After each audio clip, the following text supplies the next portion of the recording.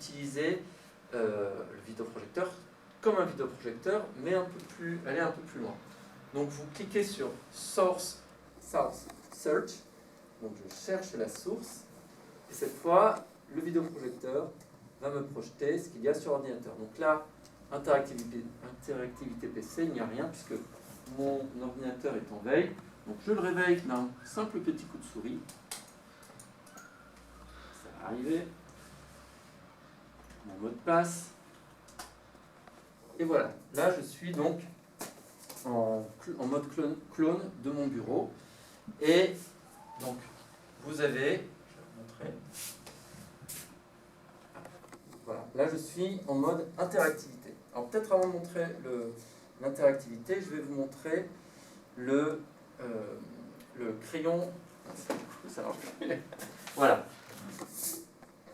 Ici, je suis donc en mode interactif, c'est-à-dire que je peux utiliser mon écran comme une grande tablette graphique. Mais je vais d'abord vous montrer donc la fonction dessin qui est intéressante. Le mode crayon. Donc on peut mettre dans sur l'écran, on peut dessiner. Je vais prendre un exemple. Je suis obligé d'ouvrir par exemple un fichier image, et si par exemple je veux marquer telle ou telle chose, par exemple ça peut être aussi une carte de géographie, je peux donc entourer ou annoter ce qui est important pour moi. D'accord ? Mais là, je dois utiliser aussi la souris qui est derrière moi. Donc ce qu'on va voir là, c'est le mode interactivité qui est très intéressant. Donc, on ouvre l'onglet la boîte à outils, et cette fois, on va cliquer sur cet onglet où l'on voit la souris. Je clique dessus.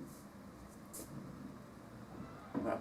Et cette fois, je vais pouvoir utiliser ma main comme une souris. Donc par exemple, si je veux fermer cette fenêtre, il me suffit de cliquer sur la croix en haut à gauche. Par exemple, je peux donc ouvrir un logiciel. Je vais par exemple ouvrir ce logiciel.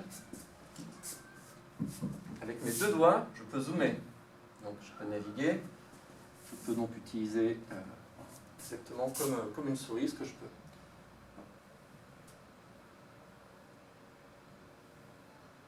Par exemple, je vais fermer le logiciel. Je ne peux pas enregistrer.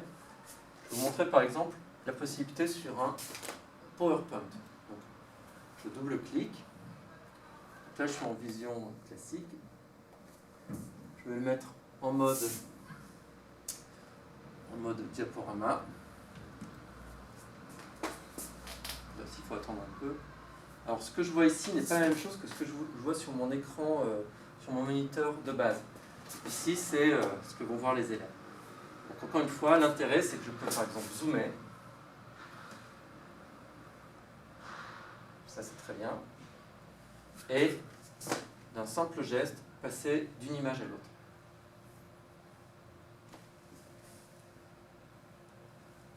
Hop.